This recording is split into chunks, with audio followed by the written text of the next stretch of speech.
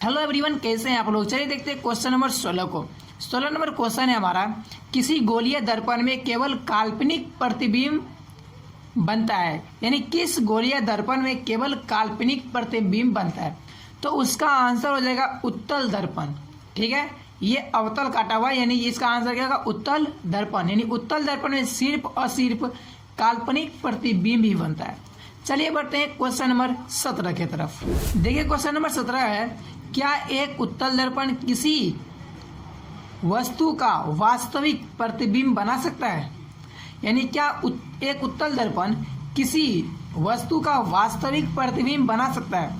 तो किसी भी वस्तु का जो वास्तविक प्रतिबिंब है वो उत्तल दर्पण नहीं बना सकता है। ठीक है, वो नहीं बना सकता। क्यों? क्योंकि उत्तल दर्पण में सिर्फ और सिर्फ काल्पनिक प्रतिबिंब यानी काल्पनिक रेखाओं से मिलकर ही प्रतिबिंब बनता है, जिसकी वजह से उसमें कोई भी वास्तविक प्रतिबिंब कभी नहीं बन सकता। चलिए बढ़ते हैं क्वेश्चन नंबर 18 की तरफ। देखिए 18 नंबर क्वेश्चन है, एक दर्पण की फोकस दूरी f बराबर -15 सेंटीमीटर है। यह अवतल दर्पण है या उत्तल दर्पण है। तो एक चीज ध्यान रखिएगा कि उत्तल और अवतल में से सिर्फ अवतल दर्पण ऐसा दर्पण है जिसका फोकस दूरी, वक्रता केंद्र, वक्रता त्रिज्या, ये सारे जो होते हैं ये सारे के सारे ऋणात्मक होते हैं। ठीक, तो क्या हो जाएगा, ये कौन सा दर्पण है जिसका फोकस -15 सेंटीमीटर है, तो ये अवतल दर्पण है। चलिए बढ़ते हैं क्वेश्चन आंसर 19 नंबर की तरफ। देखिए 19 नंबर क्वेश्चन है, गोलीय दर्पण के आवर्धन की परिभाषा दें। तो गोलीय दर्पण का आवर्धन का जो परिभाषा होता है वो होता है प्रतिबिंब की ऊंचाई और वस्तु के ऊंचाई के अनुपात को आवर्धन कहते हैं। ठीक, यानी कि जो प्रतिबिंब का ऊंचाई होगा उसमें हम वस्तु के ऊंचाई से भाग दे देंगे ना, तो वो क्या निकल जाएगा, वो गोलीय दर्पण का आवर्धन निकल जाएगा। ये आपको उत्तल और अवतल ये दोनों दर्पण में एक ही फॉर्मूला लागू होता है। चलिए बढ़ते हैं क्वेश्चन नंबर 20 की तरफ। देखिए 20 नंबर क्वेश्चन है, आवर्धन m का ऋणात्मक मान क्या बताता है। यानी जब आवर्धन अगर ऋणात्मक हो तो उसका मतलब क्या होता है। तो m का जो ऋणात्मक मान वो ये बताता है कि प्रतिबिंब वस्तु के सापेक्ष उल्टा बना है।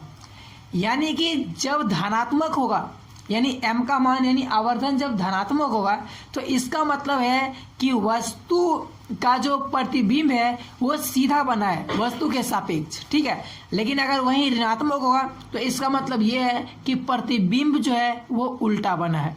ठीक, चलिए बढ़ते हैं क्वेश्चन नंबर 21 की तरफ। 21 नंबर क्वेश्चन है, एक गोलीय दर्पण की वक्रता त्रिज्या 20 सेंटीमीटर है, इसकी फोकस दूरी क्या होगी। यानी देखिए वक्रता त्रिज्या यानी कि आर कितना है, ये 20 है। ठीक है, 20 सेंटीमीटर। तो पूछ रहा है कि इसकी फोकस दूरी क्या होगी। तो फोकस का फॉर्मूला क्या होता है, F बराबर R/2 ये होता है ना।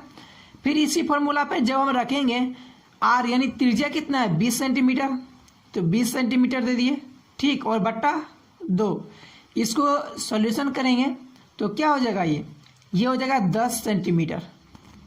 ठीक, यानी F का मान कितना आ गया 10 सेंटीमीटर।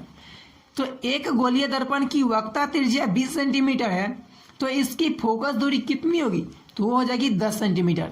ये फॉर्मूला पे निकाले हैं, आप इसको डायरेक्ट निकाल सकते हो, क्योंकि किसी भी वक्रता त्रिज्या का आधा उसका फोकस होता है ना। तो वक्रता त्रिज्या 20 सेंटीमीटर है तो इसका आधा 10 सेंटीमीटर इसका फोकस दूरी हो जाएगा। तो इस तरह से भी आप इसका आंसर शॉर्ट में निकाल सकते हो। चलिए बढ़ते हैं नेक्स्ट क्वेश्चन नंबर 22 की तरफ। देखिए 22 नंबर क्वेश्चन है, उत्तल दर्पण के एक उपयोग को लिखें। तो उत्तल दर्पण का एक उपयोग जो गाड़ी होती है, ठीक है, गाड़ी के साइड मिरर में देखते होंगे कि जब गाड़ी ड्राइवर चला रहा होता है उसके साइड में आईना लगा होता है ना, दोनों तरफ से लेफ्ट और राइट दोनों तरफ से मिरर लगा होता है, और वो दोनों का दोनों जो है दोनों उत्तल दर्पण ही होता है, जो कि गाड़ी के ड्राइवर को उसके पीछे जो गाड़ी आ रही होती है उसको देखने के लिए यूज किया जाता है। ठीक, यानी गाड़ी के साइड मिरर के रूप में क्या होता है, उत्तल दर्पण का उपयोग होता है। चलिए बढ़ते हैं नेक्स्ट क्वेश्चन नंबर 23 की तरफ। 23 नंबर क्वेश्चन है, उस उत्तल दर्पण की फोकस दूरी ज्ञात कीजिए जिसकी वक्रता त्रिज्या 32 सेंटीमीटर। वैसे इससे पहले ही हमने अभी आपको बताया था कि जो इसका वक्रता त्रिज्या होता है उसका आधा होता है उसकी फोकस, ठीक है। तो वक्रता त्रिज्या 32 है तो इसका आधा सिंपल सा है 16 सेंटीमीटर हो जाएगा। बट यहाँ पे प्रॉब्लम यहाँ पर ये चीज होती है कि अगर हम इसको इस तरह से फॉर्मूला पर लेकर बनाते हैं तो हमें जो मार्क्स मिलते हैं वो अच्छे खासे मिलने की चांस बढ़ जाते हैं, ठीक है। तो देखिए यहाँ पे इसका इस तरह से F बराबर वाट, R बराबर दिया 32 सेंटीमीटर, तो फोकस बराबर F मतलब R/2, ये इसका फॉर्मूला हो गया, ठीक। और इस पे इसका मान रख दिए तो 16 सेंटीमीटर इस तरीके से आ गया। चलिए बढ़ते हैं क्वेश्चन नंबर 24 की तरफ। देख सकते हैं 24 नंबर क्वेश्चन है, काल्पनिक प्रतिबिंब से आप क्या समझते हैं। तो काल्पनिक प्रतिबिंब जो होता है वो प्रकाश के काल्पनिक रेखा से बनता है। देखिए प्रकाश के काल्पनिक रेखा से बने प्रतिबिंब को काल्पनिक प्रतिबिंब कहते हैं, ठीक।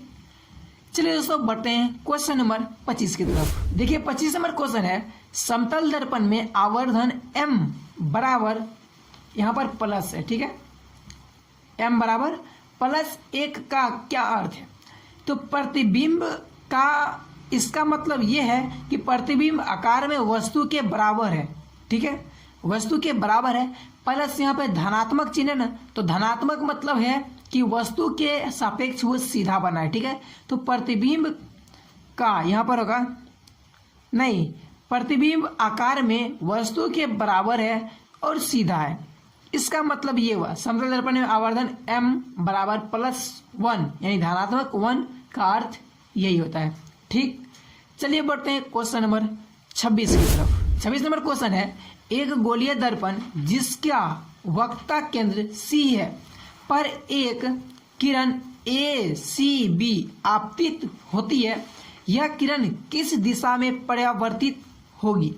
अब देखिए दोस्तों, जितना भी गोलीय दर्पण है ना, गोलीय दर्पण में जब वक्रता केंद्र से होकर के कोई भी प्रकाश गुजरता है तो वो अपने ही अक्ष पर वापस लौट जाता है। ऐसा इसलिए क्योंकि एक चीज आपने पढ़ा होगा कि गोलीय दर्पण में जो केंद्र से होता है, ठीक है, केंद्र से खींची गई त्रिज्या जो परिधि पर होता है वो हमेशा 90 डिग्री का कोण बनाता है। इसका मतलब ये हुआ कि वो लंबवत पड़ता है, और जब लंबवत पड़ता है तो लंबवत अगर कोई प्रकाश पड़ेगा तो वो अपने ही अक्ष पे वापस लौटेगा।